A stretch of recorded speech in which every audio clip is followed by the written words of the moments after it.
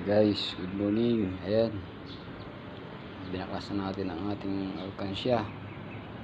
Kung sino man ang makahula niyan, hindi makatao, may matanggap na 50 pesos sa GCash. Ayan, keep on sharing and comment and like para makatanggap kayo ng 50 pesos.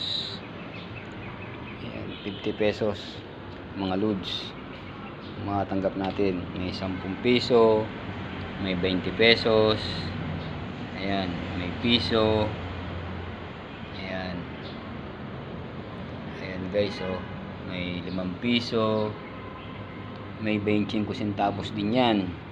Ayan, katulad yan, may 10 centavos. Ayan, kaya yung malapit-lapit ang hula, siya makakatanggap ng 50 pesos.